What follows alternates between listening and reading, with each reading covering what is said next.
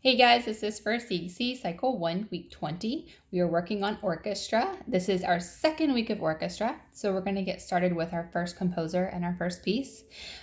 So I really like to start off going over what era we're in, talking a little bit about the composer and a little bit about the piece, and then just digging right into it.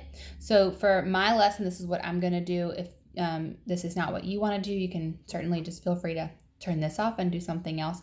But I talk a little bit about the era, about the composer, a little bit about the piece. And then when I play it the first time, I kind of keep pausing and talking about different portions that I want them to listen to or teach them about. And then the second time, they're just going to like lay there or sit there, whatever they feel comfortable doing, and just listen to it. And that's it. And I'll stop talking to them about it. So, for those of you that are really stressed out about orchestra and you're like, I have no musical experience, I can't break these pieces down to these kids because I don't even understand it myself. If that's you, if that's the boat that you're in, or even if you're not, listen to this all week when you're brushing your teeth or you're doing your hair or you're cooking dinner or you're making coffee in the morning. Keep listening to it over and over and over again, and you really will start to like kind of sync up with it and kind of know what's coming next. You'll just get really used to it. So I even like to do that just so I know when I'm in the classroom, I'm like, oh, I'm going to pause it because I know what's coming next and I want to talk about it. So just listen to it in your free time. If you guys are driving down the road, you've got to take kids to baseball practice. Just keep listening to it over and over. Even if your kids say not to, don't listen to them. That's negativity. I'm kidding. Okay, so let's get started. For the Baroque area, that was from 1600 to 1750. I'm going to restate that because I like to give quizzes at the end of orchestra for fun. And so the composer we're talking about today is George Handel. And so I want to pause there and say that I know a lot of people say that it's Handel, no, it's Handel, no, it's Handel. I say Handel just because like in my own music experience, that's the way I heard it. And I've even watched videos about his life when I was growing up, and they still pronounced it Handel. But I would have to say that Americans butcher foreign names.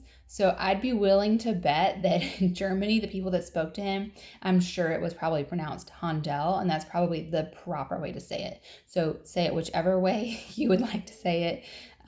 It probably was Handel, but we just butcher names and we just say them how we pronounce them and move on. So, anyway, so he was born in Germany. He later moved to London and was a British citizen. So that can be confusing because he was born in Germany, but then later as a composer, he was a British citizen. So I'll talk a little bit about him. I think one of the coolest parts about his life is that he, as a young child, loved music, wanted to study music and be a musician. And his dad would have nothing to do with that. He thought it was like a really unrealistic job for him, just would not be a good salary. I think he wanted his son to study law. That's pretty common for a lot of these composers. They want to study music, but their parents kind of want to push them towards something else. And so, yeah, he wouldn't even like let him own an instrument or anything. But his mom was very supportive, and she let him study and play music secretly. So we can thank his mom for that, for these pieces we're going to listen to. So let's see. So by the age of 10, he was already composing pieces for the organ, the oboe, and violin, I believe. And so that's kind of cool. I love when we learn about these composers, how they're composing at a young age, because we're speaking to kids at a young age. And so I think that the 10-year-olds we have, they'll be really blown away by that, that he was already composing at their age. So that's really impressive. So let's see. He had the last thing I'm gonna probably add in there, and you can feel free like watch videos about him or read about him and just pick what you think is interesting. You don't have to pick this. I'm just sharing a few things. I think that it's really impressive. Like later in his life, he like had a stroke, but then like he kept composing. He had another stroke. He kept composing and performing. Then he went blind in his left eye. He kept composing and performing. He went blind in his right eye, so he was completely blind. Kept performing and kept composing. So he really like pushed through a lot to continue to do what he loved. So I think that's pretty cool. So after I give some facts about him, just some fun little snippets of what I think is cool or interesting, then I just want to talk a little bit about this piece. So this piece it was in 1717, and so George I of Great Britain had gone to Handel and was like, I'm having this barge party, and I want some music for that, and this is like how many musicians I want, like up to 50 musicians. And so he requested that, and this is what Handel wrote, the water music that we're going to listen to today. So I think that's pretty cool. The king himself requested this and loved it, by the way. I heard that he really liked it a lot. And I do too. This is one of my favorite pieces. So the piece we're going to listen to from him is Water Music Suite Number 2. It's the a la hornpipe. And so if you turn to page, in your Classical Music for Dummies, page 138, this is what the listening guide is. It's going to break it down for you. Now, I know they have those listening maps out there where it's like kind of cartoon drawn, and you go through and it has like the instruments and stuff. I have heard from a lot of tutors that is just too confusing for them. Even I don't like to use that. I love to I'll read what they have pointed out. If that's still too confusing to you, then you just listen to it and see what you would like to point out. So I'll point out a few things. Let me get started on this. So first of all, I want to say that when we come into this piece, it's the woodwinds. So they're playing, and then it'll be the trumpets. And then what's really cool that anybody can easily pick out is when the trumpets come in and they play their little piece, the horns come in and like repeat it, like kind of echo it, because they're like kind of lower and softer. So the trumpets play it, and then the horns come in a little lower and softer and like kind of echo, like, yeah, I'm saying what you're saying. So I think that's pretty cool. And then after about like a minute, it's like a little after a minute, the whole thing that we've heard completely repeats itself, note for note. Just repeats itself. And then you'll have a little middle section where it switches to minor. So one thing I want to say about that, it's confusing for people, major or minor.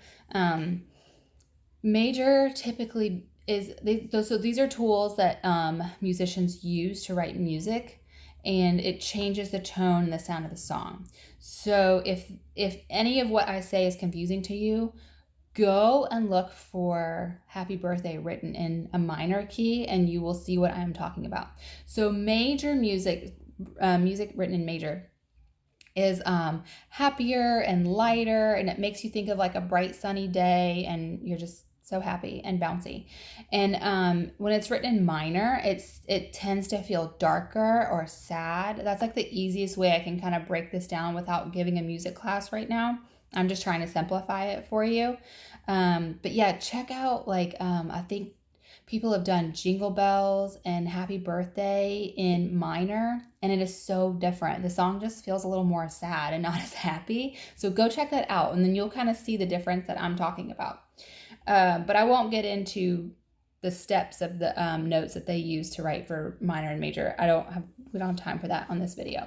So this song is in major, but the little section in the middle, the little middle section is it switches to minor, and then it switches back to major, and in fact the last piece that we listened to is like a repeat, not exactly, but almost a repeat of the beginning. So you'll hear the beginning section, it changes in the middle, and then you hear the end. And I noticed in Classical Music for Dummies they were talking about how it's like the familiar Sailor's Hornpipe melody. I could see how it's similar, but it's not exact. So I don't know. I thought that was interesting that they put that in there. So like I said, we're going to start off with the woodwinds, then you'll hear the trumpets, and then the horns echo that, and then the strings will come in. So also the other thing I wanted to tell you about, there's a lot of trills for the woodwinds and the trumpets. And so that is, I would rather just show it to you. I'll use the tin whistle to show it to you. It's when they're switching back and forth from notes like really, really quick, like this. So a trill would sound more like this. You see how I'm switching the notes back and forth really, really fast? That's called a trill in music. And so you're going to hear the woodwinds and the trumpets doing a lot of that. And so that's also something I really like. I don't know. I like trills in music, so I really like that. And I'm going to point that out to my students as well. So I'm going to go ahead and get started and point out some of the things that I have noticed.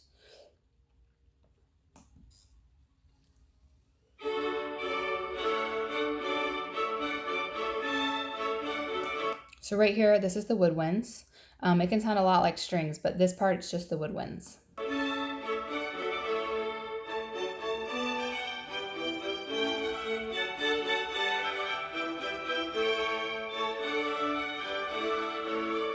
So that was the trill I was talking about. It was when it went like this really fast, and now the trumpets are coming in too. And then right after you hear the trumpets, you'll hear the horns just echo what they played.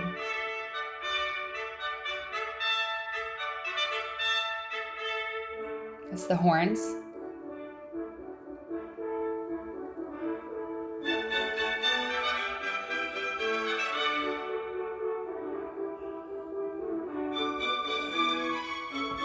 So that's the strings that just came in. Now they're in too.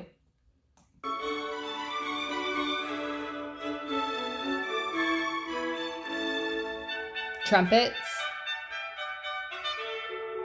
Horns are going to repeat them. Now we kind of got the whole orchestra playing here together, so that sounds really nice.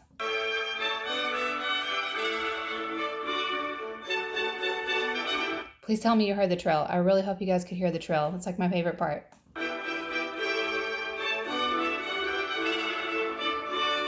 Another trill. I love it.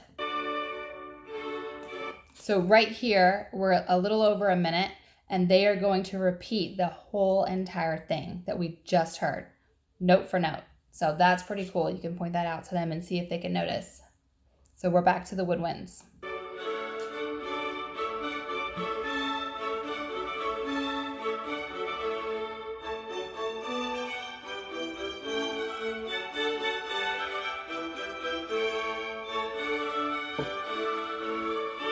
Trills. Now we hear the trumpets. Horns are repeating.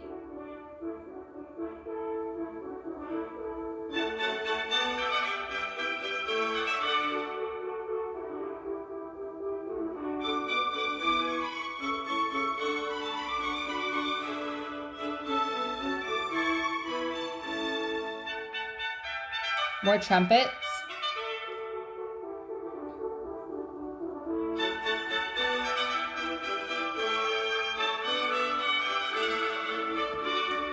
More trills. I know. I love it.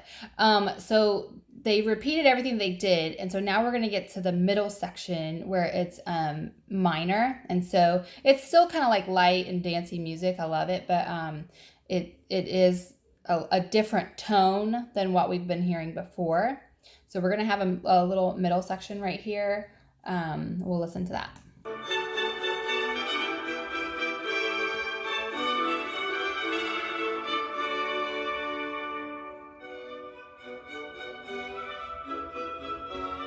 You can hear the difference. It's a new melody and a new tone.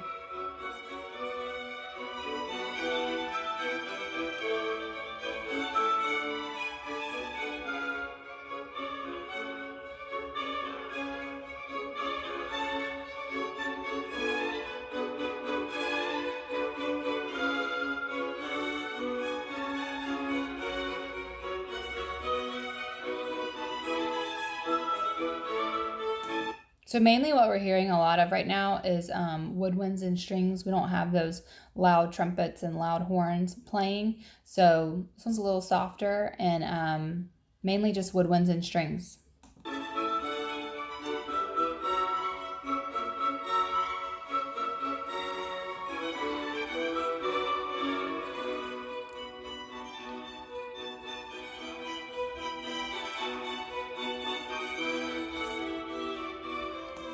So this part I like to point out because we're going lower, lower, lower. That's descending. So all the notes are descending down the scale.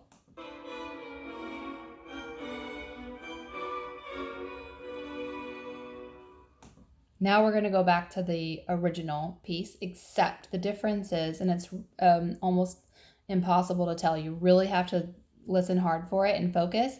Now we're going to start back to the original piece, but instead of the woodwind starting it, it's going to be the strings this time.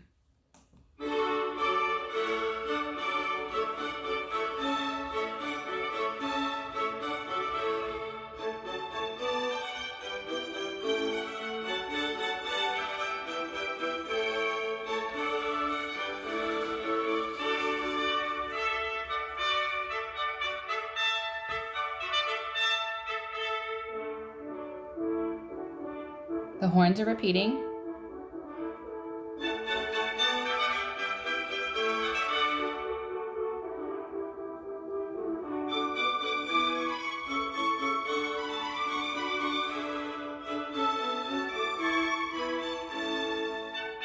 Trumpets. Horns are repeating again.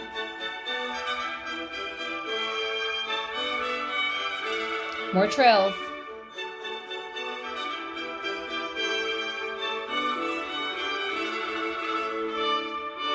Nice trill right there.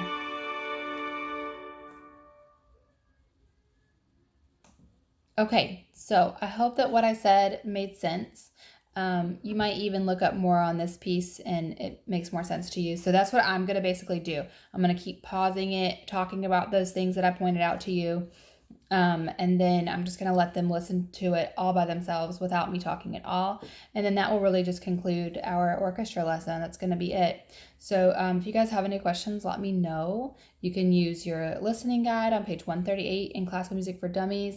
Or if you find something online you like too, or maybe you just want to use this video and just listen to it. But I do encourage you to listen to it all week. Just keep listening to it over and over. And that should really help. This is actually a really simple piece because you just have like the first section repeats it, that little section of minor in the middle, and then we're right back to the beginning again. So that would be really easy for you to follow and introduce. So I hope you guys enjoy this piece, and I hope orchestra the second week goes well for you. So let me know if you have any questions.